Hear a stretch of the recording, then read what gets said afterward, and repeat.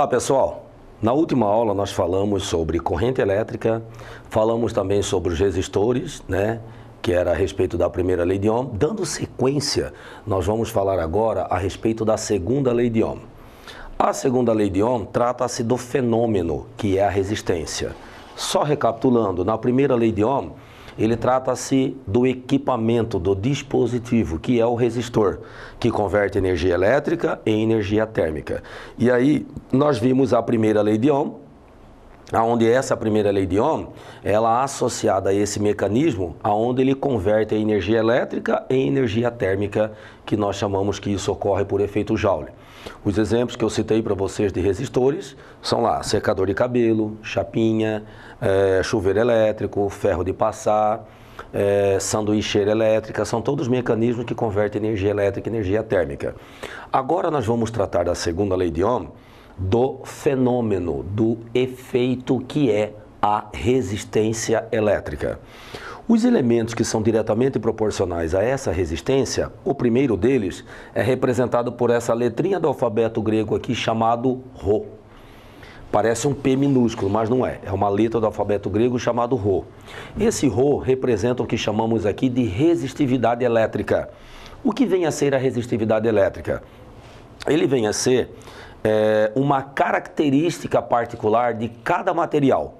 Como nós já falamos, o material, né, todos os metais em geral são condutores, como nós já sabemos disso. Porém, alguns metais têm maior facilidade para transportar a corrente elétrica. Alguns metais têm maior facilidade para conduzir a corrente elétrica. Essa facilidade, tá, é determinada por quem? Pela resistividade. Então, o que vem a ser a resistividade? Seria a resistência por unidade de comprimento que um determinado material possui para conduzir a corrente elétrica. E detalhe, a resistividade, como você pode perceber aqui, ela é diretamente proporcional à resistência. Então, isso quer dizer que quanto maior a resistividade, maior a resistência. Quanto menor a resistividade, menor a resistência. Porque eles são diretamente proporcionais. O que então é importante a gente gravar aqui, pessoal? A resistividade, por ser diretamente proporcional à resistência elétrica, o material que possuir maior resistividade vai ser o material que conduz a corrente elétrica não de uma maneira legal, porque ela vai oferecer um grau de dificuldade maior. Então quer dizer que para transportar a corrente elétrica não pode ser um material que tenha uma alta resistividade, e sim um material com uma baixa resistividade, ok? Bom, professor, então você poderia perguntar, professor, qual que é o material então que é considerado, qual é o metal que é o melhor condutor que nós temos? Para quem não sabe, o melhor condutor que nós temos é o ouro. Tá? Por que o ouro? Porque o ouro é um material que tem menor resistividade elétrica. Se ele tem menor resistividade, ele tem menor resistência. Se ele tem menor resistência, a corrente elétrica flui nele com maior facilidade. Bom, e por que então que não utilizam ouro nas instalações elétricas? Até mesmo por causa do custo, né, pessoal? O custo dele é muito alto, então não dá para utilizar o ouro. E sem contar que o ouro também não tem uma resistência mecânica muito boa. A liga dele é muito fraca, mas é um material que tem menor resistividade. Então, se você deve ter visto, por exemplo, aqueles campeonatos de som automotivo e tudo mais, tem o cara que chega a montar na sua picape, né, o som da melhor qualidade. Ele chega a folhear os condutores a ouro. Onera um pouquinho o custo do serviço, mas folheando a ouro, o que ele faz? Ele está diminuindo a resistividade elétrica. Diminuindo a resistividade, diminui também a resistência. Se a resistência diminui, o fluxo de corrente elétrica através daquele condutor flui com maior facilidade. Tá certo? Então o ouro é o material que tem menor resistividade elétrica. Menor resistividade, a corrente que passa por ele flui com mais facilidade. Tudo bem?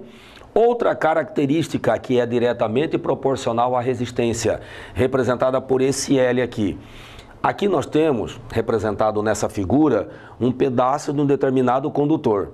E reparem que dos extremos, ele está medindo aqui o que nós chamamos de L. Esse L representa para a gente o comprimento desse condutor, que é outra característica que é diretamente proporcional à resistência elétrica, tá? Então, o quanto maior o comprimento desse condutor, maior é a resistência dele. Olha só, com certeza na casa de vocês, hoje, né, com vários equipamentos que precisam estar ligados na tomada, ou que você precisa da energia elétrica para que esses equipamentos funcionem, é comum nós utilizarmos em nossa residência as tomadas conhecidas como T, né, e as extensões.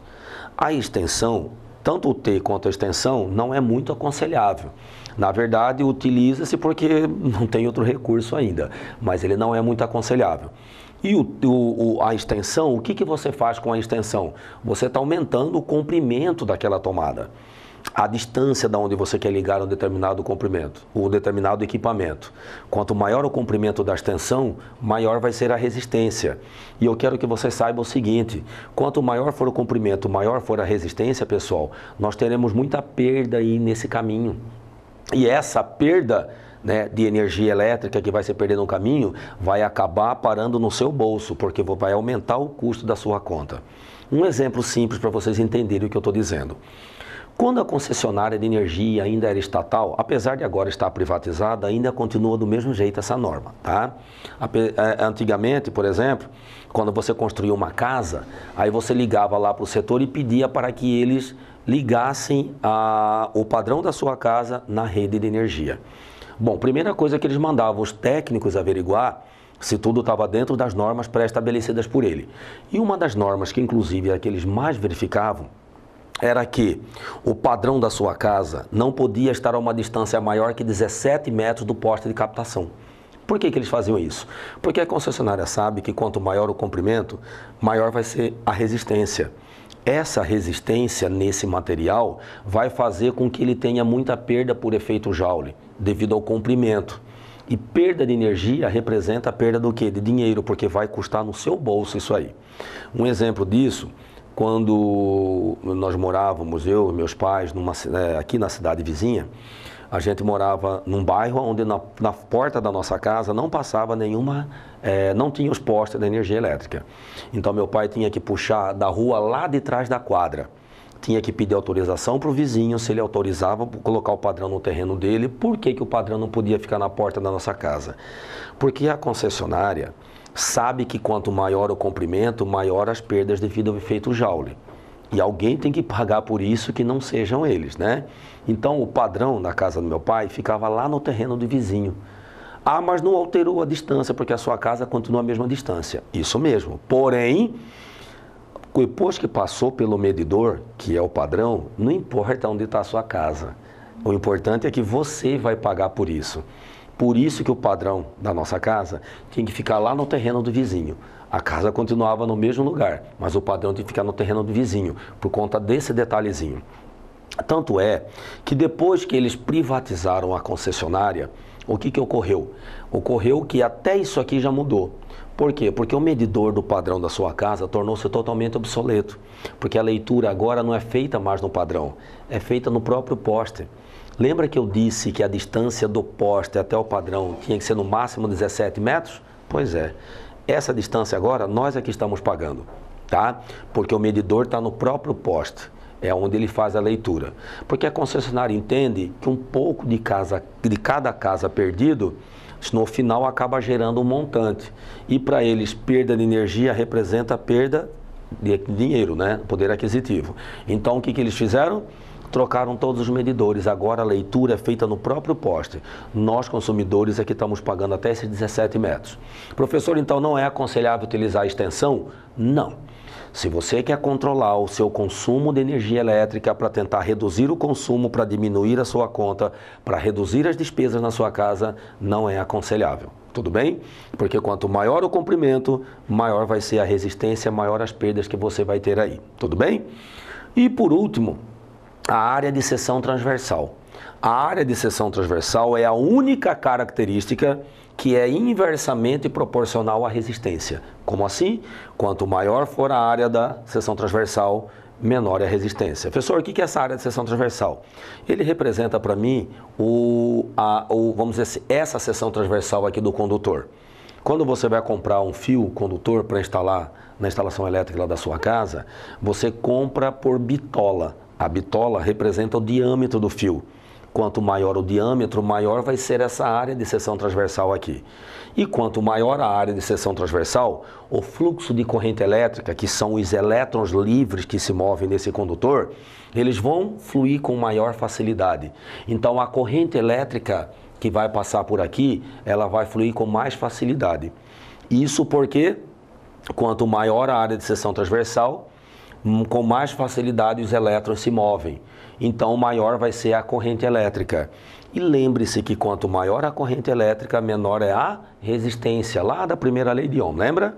Isso está relacionado tudo como nós podemos ver aqui. Então, como você pode perceber, aqui na segunda lei de Ohm, que trata-se da resistência elétrica, ela é diretamente proporcional ao material, é diretamente proporcional ao comprimento desse condutor, porém, ela é inversamente proporcional à área de seção transversal. Então, R representa a resistência, o ρ, o material, o L representa o comprimento e o A representa a área de seção transversal. É a resistência igual a rola, tá certo? Para ficar mais fácil para vocês memorizarem isso aqui. Bom, então como nós vimos aí, na primeira lei de Ohm e na segunda lei de Ohm também, tratando-se da resistência elétrica, agora nós vamos falar sobre a potência elétrica. A potência é um fato interessante. Existe um mito que muita gente acredita assim. Dizem que se você ligar um aparelho, porque tem os aparelhos que tem a chavezinha 110, 220, né? A chamada chave seletora. Aí tem gente que acredita que se ligar em 220 vai economizar mais energia que ligar em 110. Isso é mito. Isso não é verdade. Quem determina se um aparelho gasta mais ou menos energia é a potência dele. Então, quanto maior for a potência, maior é o consumo de energia. Quanto menor for a potência, menor o consumo de energia. Quem determina isso é a potência, não é a tensão. Mas elas são diretamente proporcionais. Confere. Porém, presta atenção num detalhe. Se o equipamento tem uma potência de 100 watts e ele tem a chavezinha seletora para você ligar em 110, 220, seja em 110 ou seja em 220, ele vai dissipar os mesmos 100 watts. Tá? Então, cuidado. Não vai ter alteração nenhuma no consumo de energia. Por quê? Porque a potência que ele dissipa, seja em 110 ou seja em 220, é a mesma. Não mudou nada. Tudo bem? Então tome cuidado com isso. A potência elétrica eu costumo fazer assim, para ficar mais fácil todo mundo entender. Aqui nós temos a equação da potência elétrica, né? Então, é só lembrar do que o Pintinho fala. O que o Pintinho fala? Π é a equação da potência elétrica. A potência é igual ao produto da corrente elétrica vezes a tensão, chamada também de diferença de potencial. Então, se eu multiplicar a corrente vezes a tensão, eu vou estar definindo a potência elétrica desse equipamento. E essa potência elétrica, ela é medida em watts. Quando você vai comprar lâmpada, por exemplo, para colocar na sua casa, você compra de acordo com a potência. Antigamente utilizava-se lâmpada de 60 watts, 100 watts, 150 watts, que eram as chamadas lâmpadas incandescentes. Depois que nós começamos com o projeto de economizar energia elétrica, que as lâmpadas incandescentes foram substituídas pelas fluorescentes compactas, né? Por exemplo, quem utilizava uma lâmpada de 100 watts passou a utilizar uma de 25 ou de 20. Quer dizer, então, que ela passou a economizar 75% ou 80% do valor que ela consumia anteriormente. As lâmpadas incandescentes, para quem não sabia, é em torno de mais ou menos de 5% a 10% a quantidade de energia que ela transforma em energia luminosa. Os outros 90% a 95% é tudo convertido em energia térmica, tá? E não em energia elétrica. Desculpe, não em energia luminosa. Então, a porcentagem que é convertida em energia luminosa era muito pequena. Então, elas foram substituídas pelas fluorescentes compactas, que têm uma potência muito menor e têm uma capacidade de iluminação praticamente mesma da outra, que tinha 100 watts. Então, aí você percebe que a economia está sendo feita, mesmo assim, sem perder, vamos dizer, o conforto, ou seja, com a mesma luminosidade. Inclusive, essas lâmpadas fluorescentes compactas que nós estamos utilizando, eu digo porque eu uso até hoje ainda, né, na minha casa, e já estão sendo substituídas. Elas já estão ficando ultrapassadas, porque agora tem outras até mais econômicas que elas ainda, que são chamadas lâmpadas de LED. LED é uma sigla, Light Emission Diode, traduzindo significa diodo emissor de luz. Além dele ter uma durabilidade muito maior que as fluorescentes compactas, tá? Ele consegue praticamente emparelhado com as fluorescentes a mesma iluminação, agora pasmem, com uma potência ainda menor. Vamos pegar um exemplo bem simples. Aquelas lâmpadas compridas que normalmente são utilizadas em repartições, em salas de aula, né? São chamadas fluorescentes, aquelas enormes. Para você ter uma luminosidade numa calha daquela com uma lâmpada fluorescente, na verdade a calha às vezes tem duas, né? Ou três lâmpadas daquela. Cada lâmpada daquela tinha uma potência em média de 40 watts. Quer dizer, então que uma calha com duas lâmpadas estava dissipando uma potência de 80 watts. Essas lâmpadas já estão sendo substituídas pelas lâmpadas de LED. Sabe de quantos? A lâmpada de 40 watts fluorescente está sendo substituída pelas de LED de apenas 18 watts. Ou seja, uma economia até acima de 50% que você está tendo aí. De 40 para 18 watts, está economizando muito. Então, nesse caso, quem conseguiu trocar todas essas lâmpadas fluorescentes pelas lâmpadas de LED, já está economizando.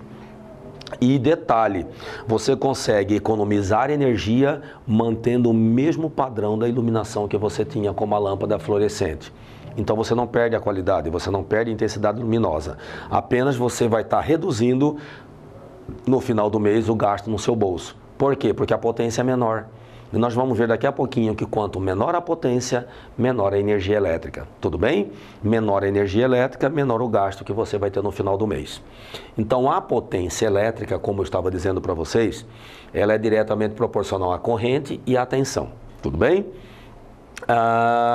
Porém, se eu associar essa equação da potência com a primeira lei de Ohm, isso aí já pode ficar uma coisa mais fácil. Por exemplo, dá uma olhadinha aqui. Aqui eu tenho a diferença de potencial, que é a tensão. Se você prestar atenção bem aqui, eu tenho um triângulozinho, que é o macete para que a gente possa utilizar a primeira lei de Ohm. Se eu quiser calcular a tensão, é só eu pegar aqui e multiplicar resistência vezes corrente. O que ele fez aqui? No lugar desse U, ele colocou R vezes I. E aí você tem aqui, ó, no lugar, o I permanece, e no lugar do U ele colocou R vezes I. Se eu multiplicar I vezes I, dá o quê? I ao quadrado. Eu costumo dizer que essa equação, eu só troco a ordem. Eu coloco primeiro o I ao quadrado, depois o R, tá? Eu falo que é a equação do Pinto Caipira. O Pinto da Granja fala pio, o Pinto Caipira fala pir, que é a equação da potência para você calcular em função da corrente e da resistência. Aí você pergunta, professor, mas qual das duas eu utilizo? Qualquer uma, pois qualquer uma das duas que você utilizar, você vai encontrar a mesma resposta, não vai ter problema nenhum, tá bom? Além disso, dá até para que nós possamos encontrar uma terceira equação. Como assim? Se eu quiser calcular a corrente elétrica, olha só, é só eu pegar a tensão e dividir pela resistência, não é? Eu venho aqui no lugar desse I e substituo por tensão dividido por resistência, que é o que ele fez bem aqui. Ele pegou no lugar da corrente e colocou U sobre R e o U que já estava permaneceu. Aí onde vem a questão? U vezes U dá o quê? U ao quadrado. Então a potência vai ser a tensão ao quadrado dividido pela resistência elétrica. Então eu chamo essa equação aqui da equação do Pur. Então são três equações que nós temos para a potência. Nós temos a equação do Pio, a equação do Pir e a equação do Pur. Você pergunta, qual dessas três aqui eu posso utilizar? Qualquer uma, porque qualquer uma delas que você utilizar, a resposta encontrada será a mesma, não vai alterar em nada, tudo bem? Então, aqui você pode ver um exemplo para vocês entenderem melhor isso aqui também, o chuveiro elétrico. O chuveiro elétrico também, dependendo da potência do chuveiro, ele pode gastar mais ou menos energia. Existem chuveiros cuja potência varia de 4.000, 4.500 até 6.000 watts de potência. E aí é importante que você saiba que a potência, como eu já comentei aqui, ela é diretamente proporcional à resistência elétrica, tá? Desculpe, a potência é diretamente proporcional ao consumo de energia elétrica, melhor dizendo. Quer dizer que quanto maior a potência do chuveiro, mais ele vai gastar energia? Sim. Quanto mais energia ele gastar, maior vai ser a conta? Isso mesmo, tá? Bom, o chuveiro, existem chuveiros, pelo menos antigamente era muito comercializado, chuveiro com até 2 posições, inverno e verão. Agora tem os chuveiros mais modernos que vêm até com 4 posições. Onde, dependendo de onde você colocar aquele cursor, vai ser a determinada resistência que ele vai estar dissipando. Aí vai depender da corrente que passa por ele. Se você estiver aumentando a resistência, diminui a corrente, a água esquenta menos. Se você estiver diminuindo a resistência, você está aumentando a corrente, a água esquenta mais. E assim vai. O que eu quero dizer com isso? E vamos pegar um exemplo do chuveiro simples, que todo mundo conhece. O chuveiro simples, ele só tem 2 posições, inverno e verão. Onde a água esquenta mais, que eu questionei na aula passada? Na posição inverno. Por que a água esquenta mais na posição inverno? Porque passa mais corrente. E se passa mais corrente, a potência dissipada por ele é maior.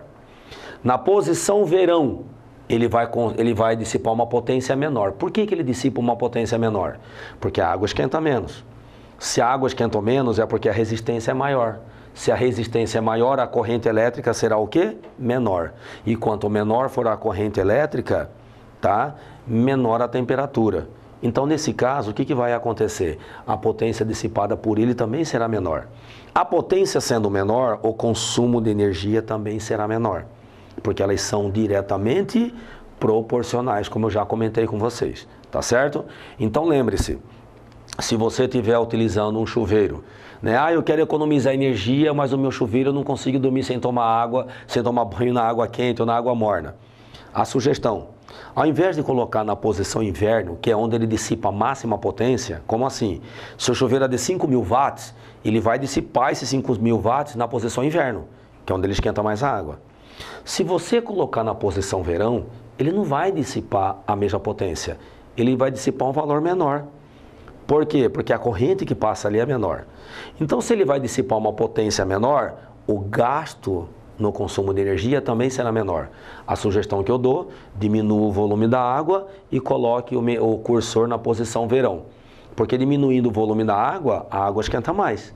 Se você põe muita água passando, ela não esquenta muito. Se você põe pouca água passando pelo resistor, ele esquenta mais. E aí é uma maneira até de você economizar também. Quer ver uma outra curiosidade que eu acho que a maioria de vocês não fazem? Com certeza vocês devem ter uma televisão em casa, não é mesmo? E com certeza a televisão de vocês tem controle remoto. Você senta no sofá, vai lá e aperta o controle e liga a televisão. Acabou de assistir a programação que você queria, vai lá, desliga a televisão e vai para o quarto.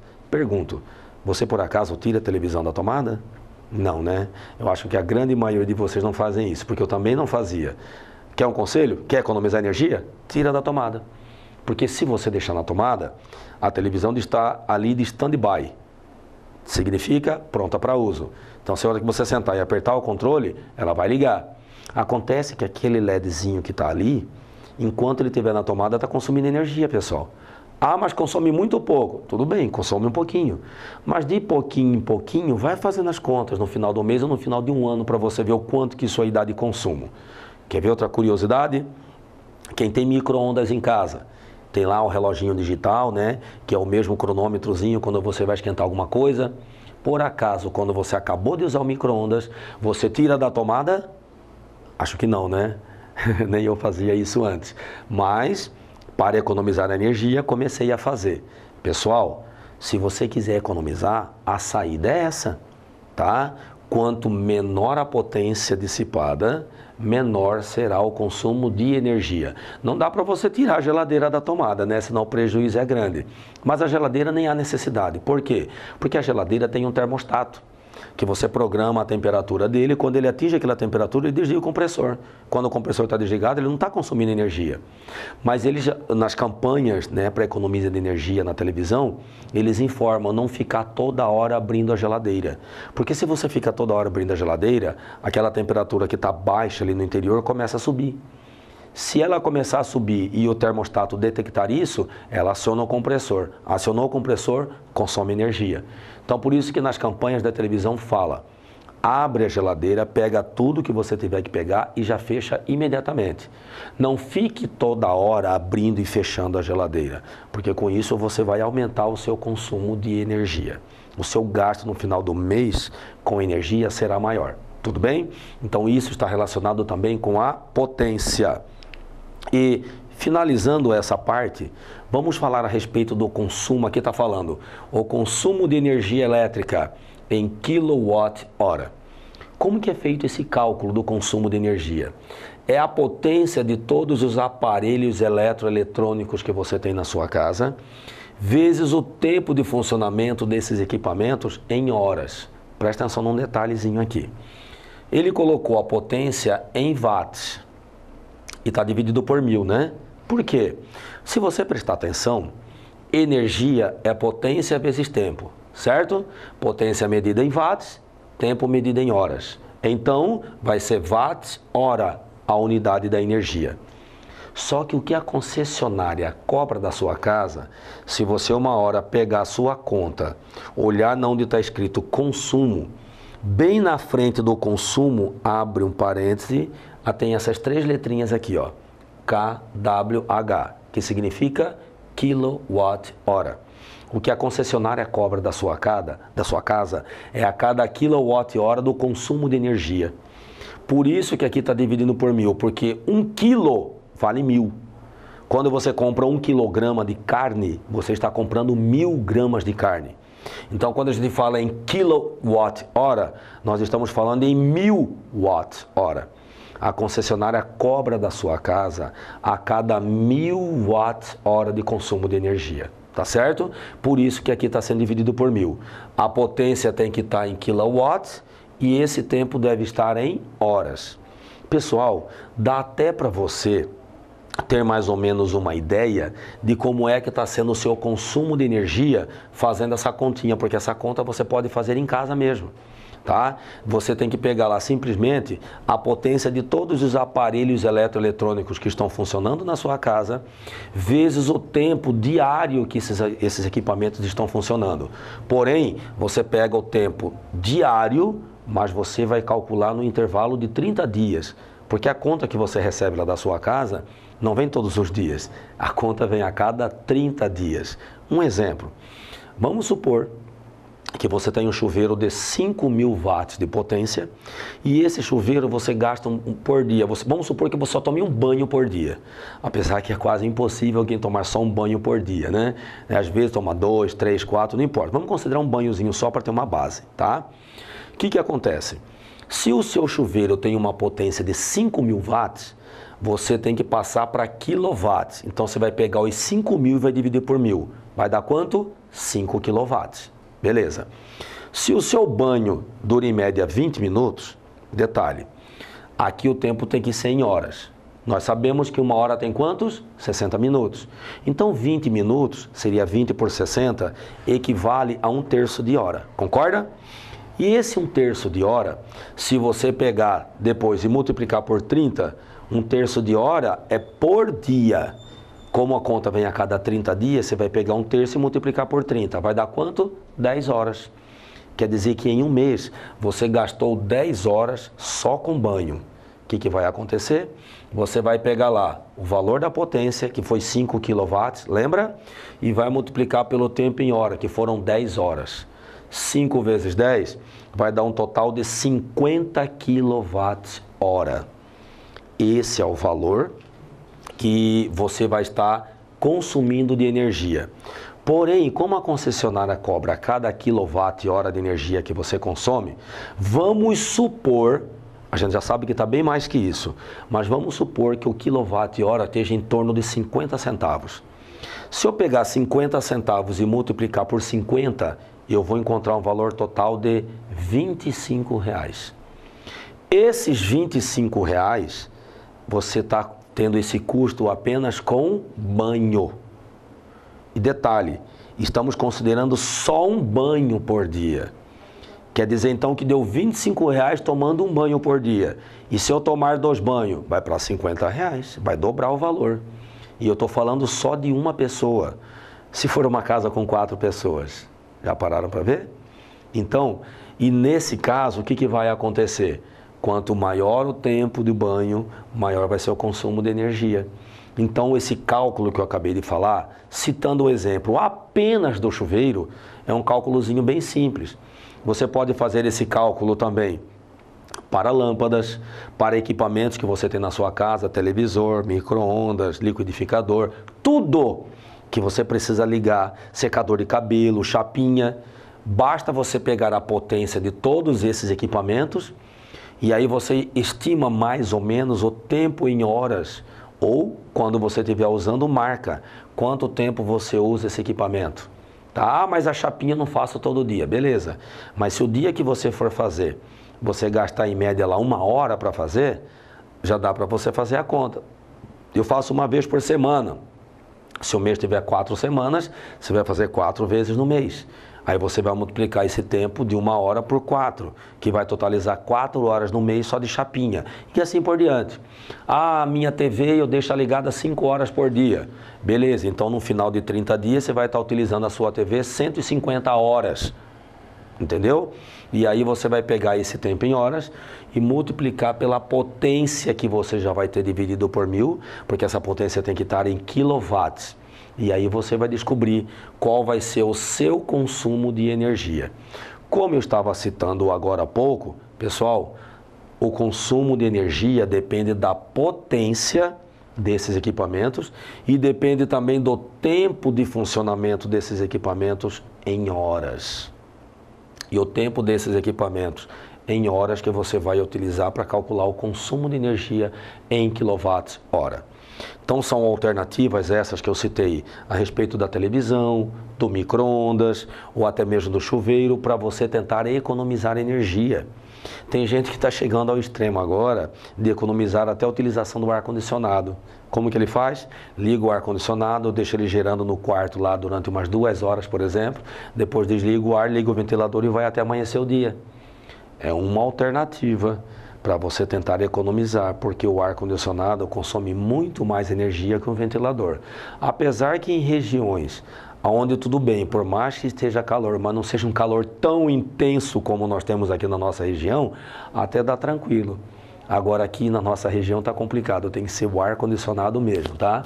E aí com isso, infelizmente, o aumento do consumo de energia nesse período agora aumenta muito. Porque ninguém aguenta, o calor é muito intenso, liga o ar-condicionado e fica com o ar ligado, né? Apesar que tem gente que tem ar-condicionado até na sala da casa.